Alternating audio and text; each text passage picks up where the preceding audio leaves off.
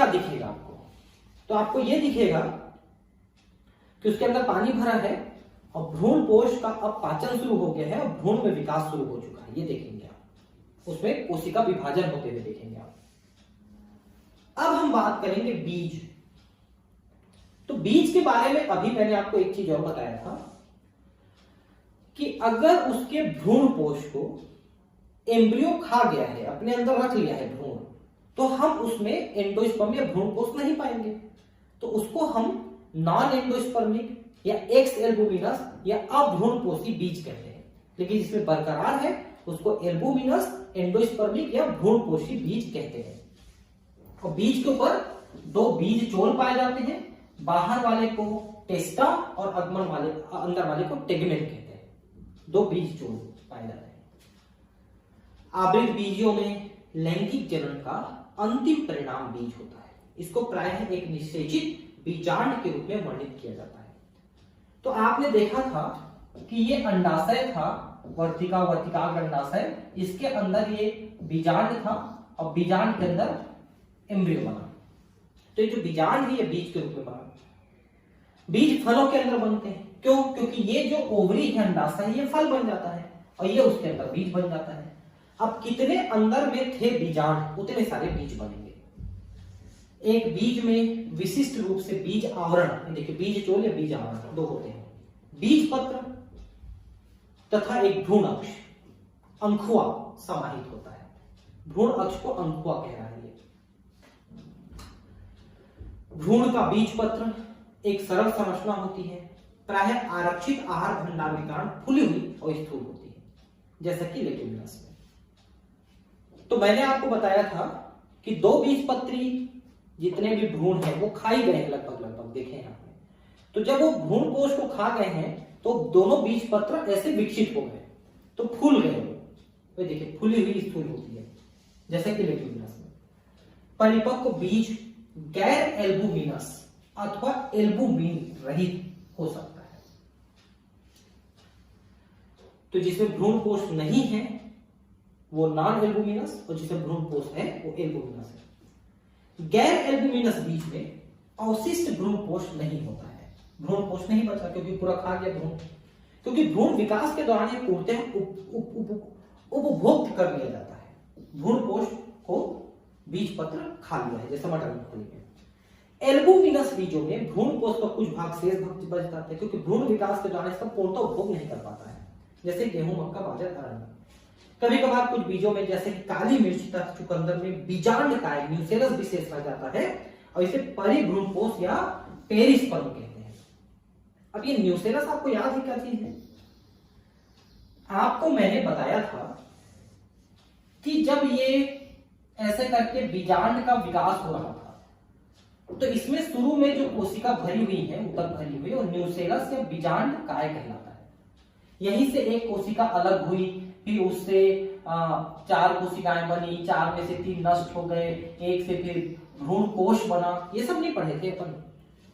तो ज्यादातर में ये जो न्यूसेलस या बीजांड का है, शुरू में जो ऊतक था वो ऊतक पूरा घेर लिया जाता है, ऊतक खत्म हो जाता है, तो बीज में उसका भाग भी बचा रहता है।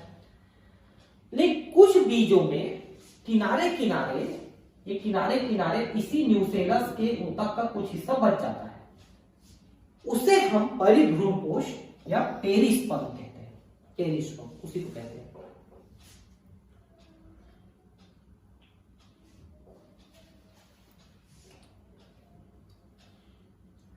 बीजांड अंडाशय का अध्यावरण बीज के ऊपर सख्त संरक्षात्मक आवरण बन जाता है।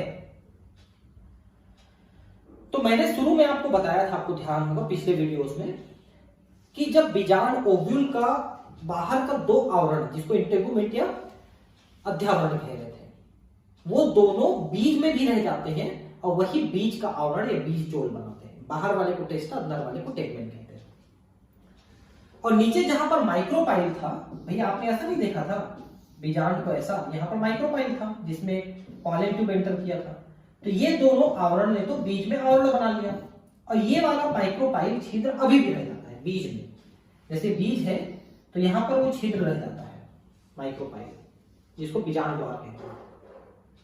बीज अंकुरण के समय यह ऑक्सीजन एवं जल के प्रवेश को सुगम बनाता है। क्योंकि जब आप बीज को पानी में रखते हो अंकुरण कराने के लिए, तो उसी छिद्र से जल अंदर प्रवेश करता है और अंदर प्रवेश करके वहां पर भ्रूण के अंकुरण में सहायता करता है। जैसे जैसे बीज परिपक्व होता है, उसके अंदर जल की मात्रा घटने लगती है तथा बीज अपेक्षाकृत शुष्क हो जाता है।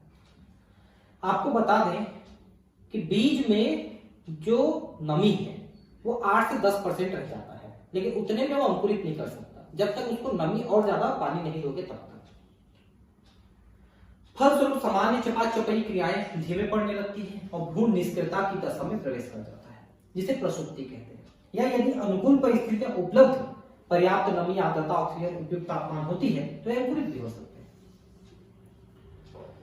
जैसे आप लोगों ने देखा होगा, अगर धान का, जब धान काट के लाते हैं और बेच देते हैं मंडियों में खुले रख देते हैं धान को, कभी कभी बारिश हो जाती है तो बोरे के अंदर भरा हुआ धान भीग जाता है और वहां से अंकुरित होने लगता है। तो बोरे के अंदर से अंकुरण से बोरे के बाहर निकल आता है। आपने कभी देखा होगा इस चीज को। जैसे जैसे बीजांड परिपक्व होकर बीज बनते हैं, अंडाशय फल के रूप में विकसित हो जाता है। अर्थात बीजांड का बीज के रूप में तथा अंडाशय का फल के रूप में रूपांतरण साथ साथ चलते रहता है। तो ओव्यूल या बीजांड बीज बन रहा है और अंडाशय फल बना रहा है। तो फल तो बन गया, अब उसके अंदर बीज कितने बनेंगे? जितने उसके अंदर बीजांड थे। अंडाशय की दीवार, फल की दीवार छिलके के रूप में विकसित होता है, जिसे फल भित्ति कहते हैं। देखिए यहां पर थोड़ा सा देख लीजिए, ये 2 बीज पत्र दिख रहे हैं। देखिए जैसे आप मटर है, मटर को कभी भूंज के खाए होंगे आप लोग, या चना को भूंज के खाए होंगे, तो छिलके निकल जाते हैं। तो उसका बीज ऐसे 2 फाली में ऐसे अलग हो जाता है। तो असल में 2 फाली जो बना हुआ है, जुड़ा हुआ है, वही भ्रूण है। क्योंकि अब बाकी सब चीज को अवशोषित कर लिया है, भ्रूण को उसको अवशोषित करके अपने अंदर भर लिया है। तो ऐसे करके 2 बीज पत्र ऐसे जुड़े हुए हैं। अब ये समझ लीजिए, तो वही 2 बीज पत्र यहाँ पर दिख रहे हैं आपको। ये 1 बीज पत्र है यहाँ पर जो दिख रहा है, ठीक। और बीजांड द्वार लिखा है, तो यहाँ पर एक छिद्र रहता है, वो बीजांड द्वार है समझे, और ये एम्ब्रियो है उसके अंदर। अब इधर देखते हैं और क्या क्या दिया है। ये बीज का 2 बीज आवरण दिख रहे हैं, देख सकते हैं 2 बीज आवरण, टेस्टा और टेगमेन। अंदर में ये बीज पत्र दिख रहे हैं, 2 बीज पत्र यहाँ पर दिख रहे हैं, देखिए है ना। एक बीज पत्र ऐसा दिख रहा है, एक बीज पत्र ऐसा दिख रहा है। अंदर में देखेंगे ठीक से दिख रहा है। प्रबोध, शीर्ष, विभज्योतक, मूलाधार, मूलाक्ष, मूलाग्र सब वैसे ही। भ्रूणपोष बचा हुआ है, ये भ्रूणपोष बचा हुआ है। अब इधर देखते हैं क्या दिख रहा है। ये द्विबीज पत्र, ये तो एक बीज पत्र का है, ये वाला, ये द्विबीज पत्र का है।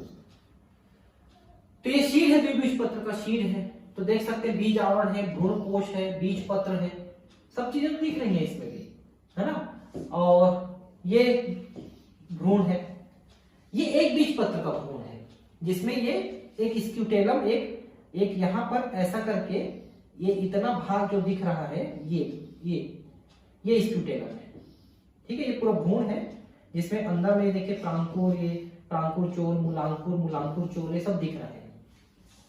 तो इतना भाग जो है ये स्क्यूटेलम है, ये देखिए ऐसा करके दिख रहा है। देखिए अब दिखेगा आपको, देखिए ये वाला भाग, ये स्क्यूटेलम है, देखिए। बाकी सब चीज दिख रहा है आपको। बहुत चीजें बता दिया मैं आपको, इसमें कोई दिक्कत नहीं है। अब ये देखिए कि ये एप्पल है। एप्पल का जो अंडाशय है ना, वो अंडाशय फल के इतने भाग को बनाया है, इतने भाग फल का जो एप्पल के अंदर रहता है। उसके अंदर बीज आपको मिलेगा, है ना। तो एप्पल का जो भाग आप खाते हो ना, वो अंडाशय से नहीं बनता है। अंडाशय से बने हुए भाग को तो आप नहीं खाते। जो एप्पल है ना, वो फॉल्स फ्रूट है, वो असत्य फल है। क्योंकि सत्य फल हम तब कहते हैं जब उसके खाने वाला भाग अंडाशय से बनता है, लेकिन एप्पल के खाने वाला भाग अंडाशय से नहीं बनता है। वो ये बनता है, जो खाने वाला भाग, ये थैलेमस से बनता है। थैलेमस क्या होता है? ये पुष्प था ना, तो जहां से कैलिक्स, कोरोला, एंड्रोशियम, गाइनोशियम जुड़े होते हैं नीचे वाले भाग, ये वाला भाग थैलेमस कहलाता है। पुष्पाशन, वहां से बनता है खाने वाला भाग। और वैसे ही ये है, देखिए ये आपका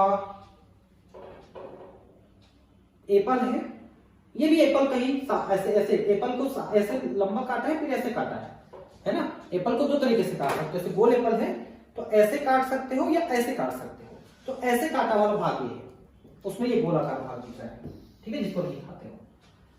और ये स्ट्रॉबेरी है, तो स्ट्रॉबेरी में भी ये जो खाने वाला भाग है ये पुष्पाशन से ही बना हुआ है, क्योंकि बीज का नहीं खाने वाला भाग वो सत्य फल है जो नहीं खाने वाला भाग है। तो फल में जो फल वाला भाग होता है, जो बीज के ठीक बाहर वाला भाग, बीज के ठीक बाहर वाला भाग पूरा फल होता है। अब वो जो फल होता है वो एक छिलके के रूप में हो सकता है या मोटे गूदेदार हो सकता है। जैसे आप मटर की फली लाते हो, मटर की फली को ऐसे छीलते हो, फेंक देते हो और सीड को खा लेते हो। तो जो छिलका निकाल के फेंक दिया, जिसको जानवर खा लेते हैं, वही फल है, वो पतला छिलका फल है, उसको फल भित्ति कहेंगे। लेकिन आप आम लाते हो तो आम में तो गुदा है, उसको खा लेते हो, तो गुदा वाला भाग जो है गुठली के साथ, गुठली को फोड़ोगे तो बीज निकलेगा। भैया आप गुदा खा लेते हो तो गुठली निकलती है, अब गुठली को पकड़ के ऐसे फोड़िए तो ऐसे दो फाली में उसका ऐसे निकल जाएगा छिलका, उसके अंदर एक किडनी के आकार का शीट निकलता है जो सॉफ्ट होता है। तो जो ऐसे फाली निकल गया ना, वो फ्रूट का हिस्सा था। फ्रूट का सिर्फ बीच वाला हिस्सा आपने खाया है, फल भित्ति का।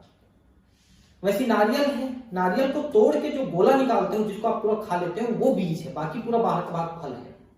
तो फल मोटे भित्ति के रूप में भी हो सकता है या पतले छिलके के रूप में भी हो सकता है, वो फल भित्ति कहलाता है, पेरिकार्प।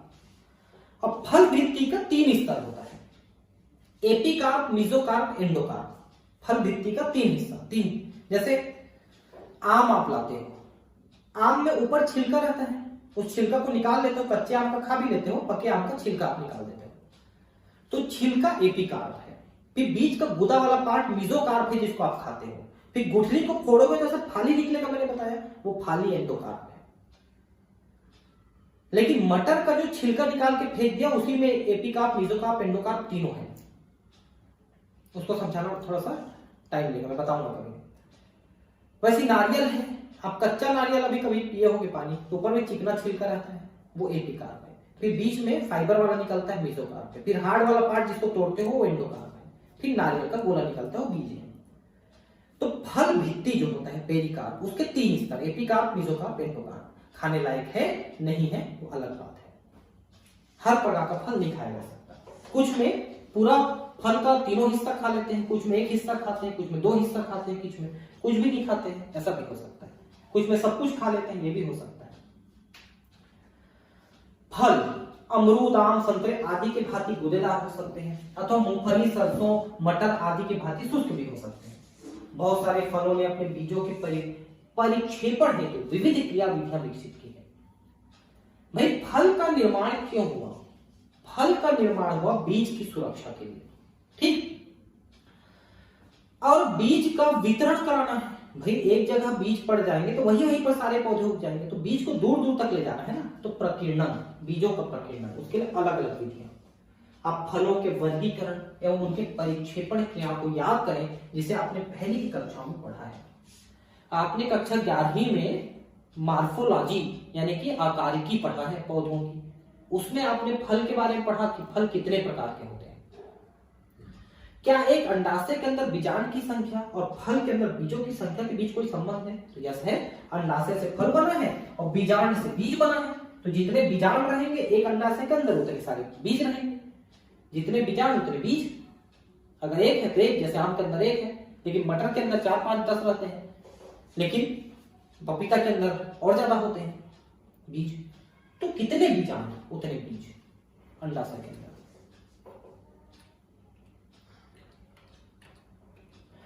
एक मिनट,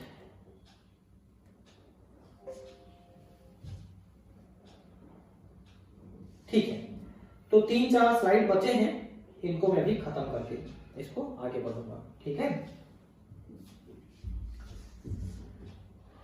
बीज आवृत बीजों को अनेक लाभ प्रस्तावित करते हैं।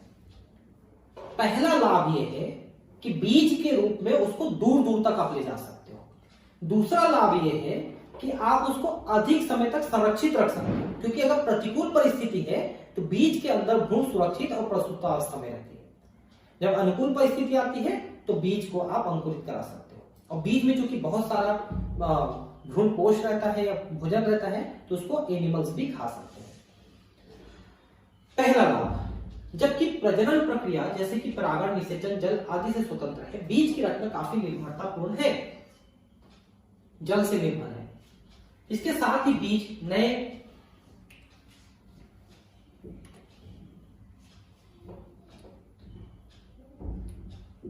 एक मिनट, ये थोड़ा सा एक लाइन छूट गया, इसको भी पढ़ा देता हूं। अधिकतर पादपों में जब तक अंडाशय से फल विकसित होता है उसके अन्य पुष्पीय अंश अभाषित एवं झड़ जाते हैं। अन्य पुष्पीय अंग कौन कौन से हैं? कैलिक्स है, कोरोला है, एंड्रोशियम है और गाइनोशियम के बाकी पार्ट है बहुत झड़ जाते हैं। हालांकि कुछ एक प्रजातियों में जैसा कि सेब, स्ट्रॉबेरी, अखरोट आदि में फल की रचना में पुष्पासन भी महत्वपूर्ण भागीदारी निभाता है, क्योंकि मैंने भी बताया कि एप्पल का खाने वाला भाग पुष्पासन से बनता है, तो आभासी फल है। इस प्रकार के फलों को आभासी या मिथ्या फल या स्यूडो फॉल्स फ्रूट कहते हैं। अधिकतर फल केवल अंडाशय से विकसित होते हैं और उन्हें यथार्थ या वास्तविक फल कहते हैं। तो वे फल जो केवल अंडाशय से ओवरी से बनते हैं वो सत्य फल है, और बाकी किसी भाग से फल बनता है तो वो आभासी या असत्य फल है। यद्यपि अधिकतर प्रजातियों में फल निषेचन का परिणाम होते हैं, परंतु कुछ ऐसी प्रजातियां भी हैं जिनमें बिना निषेचन के फल विकसित होते हैं। ऐसे फलों को अनिषेक जनित फल कहते हैं। इसका एक उदाहरण केला है। निषेचन के बाद फल बनता है तो ठीक है, लेकिन बिना निषेचन के फल बन जाए तो उसे पार्थिनोकार्पी कहते हैं, अनिषेक फलन कहते हैं। केला अनिषेक फलन को वृद्धि हार्मोन के प्रयोग से ब्रीड किया जा सकता है। इस प्रकार के फल बीज रहित होते हैं। देखिए, हमने ये पढ़ा कि निषेचन के बाद बीज और फल का निर्माण होता है। आप चाहते हो कि बीज का निर्माण ना हो, केवल फल का निर्माण हो, तो आप अंडाशय में बिना निषेचन के, निषेचन से पहले ही ऑक्सीन या जिब्रेलिन नाम का हार्मोन छिड़क दीजिए, तो वो अंडाशय विकसित होकर फल का निर्माण शुरू कर देगा। लेकिन उसके अंदर बीज का निर्माण नहीं होगा क्योंकि निषेचन नहीं हुआ है। तो ऐसे फल बीज रहते रहेंगे। तो कुछ ऐसे फल आपको खाने में आनंद आ सकते हैं, जैसे तरबूज है ना, या इस टाइप का खरबूज है। अगर इनमें बीज नहीं रहेगा तो आपको खाने में ज्यादा आसानी हो सकता है, इसलिए बीज रहित फल का निर्माण किया जाता है।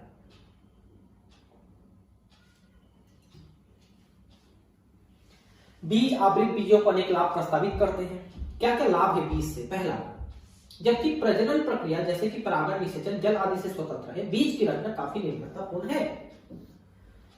जल की आवश्यकता है वहां पर बीज के निर्माण में।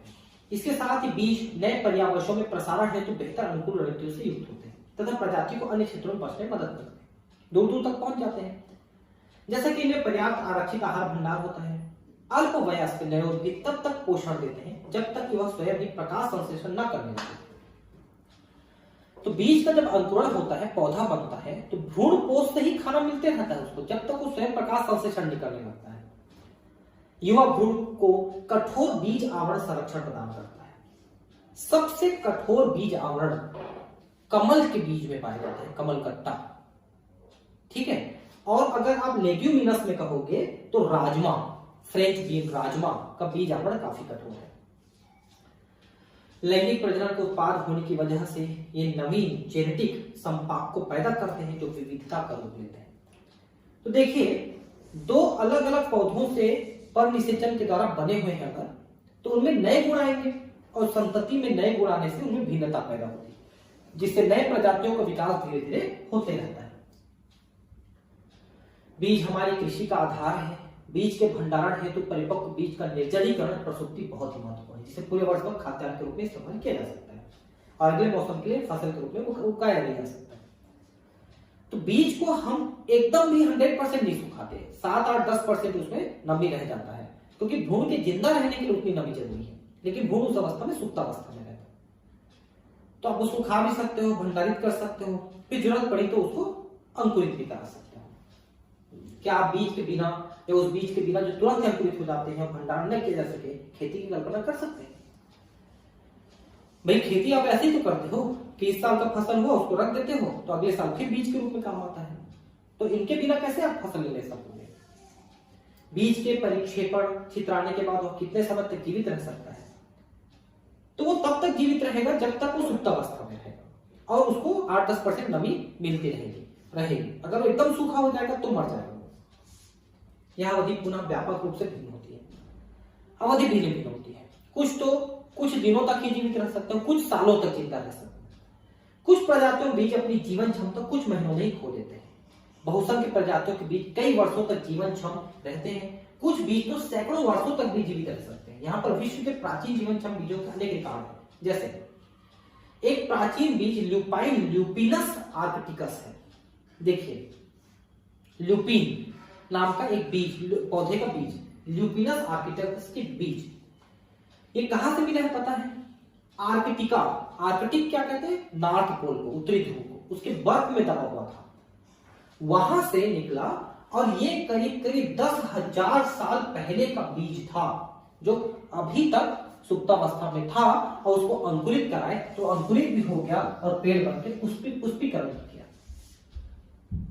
वैसा ही एक और बीज मिला जो 2000 साल पुराना था। ये बीज था फोनिक्स डेक्टाइलिफेरा का, मतलब खजूर का बीज। इसका बीज मिला, कहां मिला? तो मृत सागर एक समुद्र है, उसके पास एक राजा का महल, कौन सा राजा? हेराल्ड नाम के राजा का महल, उसकी खुदाई की, ये बहुत पुराना कभी का राजा हुआ करता था। उसके महल की खुदाई की गई, पुरातात्विक खुदाई, तो उसमें एक खजूर का बीज मिला जो जिंदा था, 2000 साल पुराना था, और उसको लगाए तो उससे पौधे का विकास हो गया। तो इतने पुराने 10,000 2000 साल पुराने बीज भी विकसित होकर नए पौधे बना लेते हैं। पुष्पीय पादपों के लैंगिक प्रजनन के बारे में एक संक्षिप्त अध्ययन पूरा करने के बाद यह अधिक सार्थक प्रयास होगा कि कुछ पुष्पीय पादपों की विशाल उत्पादकीय क्षमता का परिविज्ञान निम्नलिखित प्रश्नों को पूछकर प्राप्त किया जाए। एक भ्रूणपुटी कोश में कितने अंडे मौजूद होते हैं? एक बीजांड में कितने भ्रूण कोश मौजूद होते हैं? देखिए, एक भ्रूण कोश में जनरली एक ही अंडा होता है, और एक बीजांड में कितने भ्रूण कोश? तो एक बीजांड में जनरली एक ही भ्रूण कोश होता है। एक अंडाशय में कितने बीजांड? तो फिर ये एक से ज्यादा बीजांड हो सकते हैं। एक प्रारूपिक पुष्प में कितने अंडाशय होते हैं? तो अंडाशय अगर एक से ज्यादा है तो जनरली वो जुड़ जा रहा है, तो एक से ज्यादा अंडाशय हो सकते हैं। एक पादप पे कितने पुष्प? तो बहुत सारे। ऐसे ही प्रश्न, क्या आप कुछ ऐसे पादपों के बारे में सोच सकते हैं जिनके फलों में बहुत भारी संख्या में बीज मौजूद होते हैं? अरे भाई देख लो ना, अगर आप बहुत भारी तो नहीं, लेकिन काफी संख्या में आप पपीते के अंदर ही मिल जाएगा। ऑर्किड क्या होते हैं? ये एपीफाइट होते हैं जो दूसरे पौधों के ऊपर उगते हैं। इनके फल में 1000 छोटे छोटे बीज होते हैं। मैं आपको बताऊं, सबसे छोटा बीज ऑर्किड का ही होता है। ये मुश्किल से दिखेगा आपको, इतना छोटा बीज होता है, और इसमें भ्रूणपोष बिल्कुल नहीं होता है, मतलब भोजन नहीं होता है इसमें। तो क्या होता है फिर, कैसे जिंदा रहते हैं? तो इनका जो भ्रूण होता है ना, उसमें शुरू से ही प्रकाश संश्लेषण की क्षमता होती है। तो जैसे ये जल और सूर्य के प्रकाश के संपर्क में आता है, वैसे ही अंकुरित होता है। इसके पास अपना भोजन संग्रहित नहीं होता। इसी मामले में कुछ परजीवी प्रजाति के फल जैसे ओरोबैंकी तथा स्ट्राइगा है, जिसमें काफी सारे बीज बनते हैं। क्या आपने फाइकस अंजीर का लघु या सूक्ष्म बीज देखा है?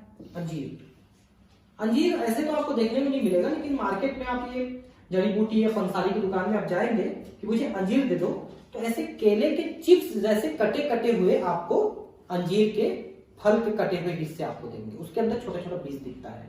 क्या करते हैं इसको पता है? दूध में उबाल के पीते हैं और खा लेते हैं उसको, तो बड़ी ताकत आती है, शरीर हृष्ट पुष्ट बनता है अंजीर खाने से। एक छोटे से अंजीर के बीज से कितना विशाल पादप तैयार होता है। अंजीर का पेड़ होता है, बड़ा पेड़, जैसे बरगद का होता है, वैसे उसी कैटेगरी का है ना। फाइकस बेंगालेसिस बरगद और फाइकस कैरिका अंजीर। प्रत्येक अंजीर का पौधा कितने लाख बीज पैदा करता है? क्या किसी अन्य उदाहरण की कल्पना कर सकते हैं जहां इस प्रकार के एक लघु बीज ने वर्षों तक इस तरह का विशाल जैव समूह पैदा किया हो? तो बरगद है, पीपल है, उन्हीं कैटेगरी का ले लो। उसी टाइप का है सब के सब। असंग जनन एवं बहुभ्रूणता। देखिए बहुभ्रूणता क्या है, एक बीज के अंदर एक भ्रूण होना चाहिए, लेकिन कई बार एक से ज्यादा भ्रूण हो जाते हैं। जैसे पाइनस का बीज है, पाइनस के बीज में एक से ज्यादा भ्रूण हो जाएंगे ऐसा, तो उसको बहुभ्रूणता कहते हैं। तो ये दो कारणों से हो सकता है कि अगर एक अंडाशय के अंदर सॉरी एक अंडक के अंदर एक से ज्यादा एग रहेंगे तो सबके सब फर्टिलाइज होकर उतने सारे भ्रूण बन जाएंगे, या एक ही भ्रूण रहेगा तो विभाजन से कई भ्रूण बन जाएंगे, ऐसा कई कारण हो सकता है। यद्यपि सामान्य तौर पर बीज निषेचन के परिणाम है। कुछ एक पुष्पी पादपों जैसे एस्ट्रेसिया तथा घासों ने बिना निषेचन के बीज पैदा करने की प्रक्रिया विकसित कर ली है, जिसे असंग जनन कहते हैं, एपोगेमी। मतलब देखिए क्या है, निषेचन हम क्यों करते हैं, क्योंकि अगुणित अंडाणु को निषेचित करके द्विगुणित करते हैं। मान लो अंडाणु द्विगुणित ही रहे तो निषेचन की आवश्यकता नहीं होगी, और बिना निषेचन के ही भ्रूण बन जाएगा। तो ऐसे कई तरीके होते हैं जिससे बिना निषेचन के ही भ्रूण बन जाते हैं, तो उसको असंग जनन कहते हैं। मतलब मिलाप नहीं होता और भ्रूण बन जाता है। बिना निषेचन के पर जो है फल को क्या कहते हैं, फल को पार्थिनोकार्पी कहते हैं, अनिषेक फल कहते हैं, और इसको अनिषेक जनन कहते हैं, जिसमें बिना निषेचन के भ्रूण का निर्माण होता है, अनिषेक जनन, और फल अनिषेक फलन। इस प्रकार से असंग जनन अलिंगी प्रजनन है, जो लैंगिक प्रजनन का अनुहारक है। तो भाई देखिए, लैंगिक प्रजनन का तो एक ही शर्त है कि अर्धसूत्री विभाजन हो, युग्मक बने, निषेचन हो और भ्रूण बने। लेकिन अगर तीनों नहीं होते तो अलैंगिक प्रजनन है। तो भले इसमें भ्रूण बन रहा है लेकिन निषेचन तो नहीं होना, अर्धसूत्री विभाजन नहीं होना, तो इसलिए ये एक प्रकार से अलैंगिक जनन है। उसका अनुहारक है, अनुहारक मतलब उसका वो है, मतलब सब्स्टिट्यूट है, मतलब उसकी जगह हो सकता है। असंग जननी बीजों के विकास के सैकड़ों तरीके हैं। कुछ प्रजातियों में द्विगुणित अंड कोशिका का निर्माण बिना अर्धसूत्री विभाजन के हो जाता है। तो अंडाणु का निर्माण सीधे सीधे बिना अर्धसूत्री विभाजन के और बिना निषेचन के भ्रूण में विकसित हो जाता है। प्राय कई स्तरों पर जैसे बहुत सारे नींबू वंश, साइट्रस तथा आम की किस्मों भ्रूण कोश के आसपास कुछ बीजांड कई कोशिकाएं विभाजित होने लगती हैं और भ्रूण कोश में प्रोद्बधि प्रोट्रूड होती है तथा भ्रूण के रूप में विकसित हो जाती है। तो अगर द्विगुणित अंडाणु से बना तो ठीक है, लेकिन किसी अन्य द्विगुणित कोशिका से भी बन सकता है भ्रूण। उसी को लिखा है कि भ्रूण कोश के आसपास की कोशिकाएं वो भ्रूण में विकसित हो जाती है। इस प्रकार की प्रजातियों प्रत्येक बीजांड में अनेक भ्रूण बन जाएंगे। एक बीज में एक से अधिक भ्रूण की उपस्थिति को बहुभ्रूणता कहते हैं। संतरे के कुछ बीजों को लें, उन्हें मरोड़े तथा प्रत्येक बीज के भिन्न भिन्न आकार एवं आकृति के तमाम भ्रूणों का अवलोकन करें। प्रत्येक बीज के भ्रूणों की गणना करें। असंग जनन भ्रूणों की आनुवंशिक प्रकृति क्या होगी, क्या उन्हें क्लोन कहा जा सकता है? यस, कहा जा सकता है,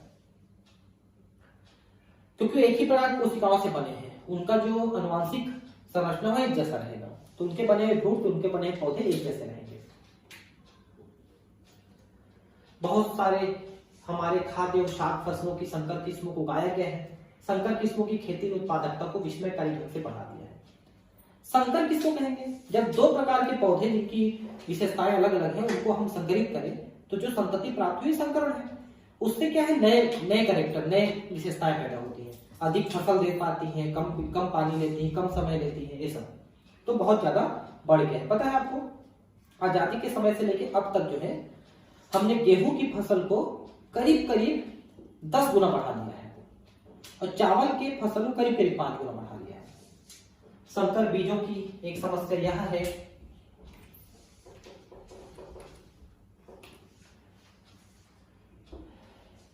कि उन्हें हर साल उगाया जाना चाहिए, क्योंकि संकरण आपको हर साल करना पड़ेगा। उनसे बने हुए जो बीज हैं वो जनरली प्रजनन नहीं कर पाते, क्योंकि उनमें जो क्रोमोसोम है वो अलग हो जाते हैं, तो उनमें जोड़े नहीं बन पाते, इसलिए अर्धसूत्री विभाजन नहीं हो पाता और वो प्रजनन नहीं कर पाते। तो संकरित बीज प्रजनन करने में सक्षम नहीं होते। एक बार वो पौधे उगाएंगे, फसल देंगे, लेकिन उससे फसल से मिले हुए जो बीज हैं वो अगली फसल नहीं दे सकते, तो हर बार नया बीज चाहिए। यदि संकर किस्म का संग्रहित बीज को बुआई करके प्राप्त किया गया है तो उसकी पदपी उसकी पादप संतति पृथक्कृत होगी और वह संकर बीज की विशिष्टता को यथावत नहीं रख पाएगा। संकर बीज जैसे उसकी संतति नहीं बनेगी। यदि यह संकर बीज असंग जनन से तैयार की जाती है तो संकर संतति में कोई पृथक्करण की विशेषताएं नहीं होगी। हाँ, उनके बने हुए पौधे से हम बिना निषेचन बिना अनुसूत्र विभाजन के अगर पौधा प्राप्त कर लें, बीज प्राप्त कर लें, तो फिर वो संकर पौधे जैसा हो सकती है। इसके बाद किसान प्रतिवर्ष फसल दर फसल संकर बीजों का उपयोग जारी रख सकते हैं और उसे प्रतिवर्ष संकर बीजों को खरीदने की जरूरत नहीं पड़ेगी।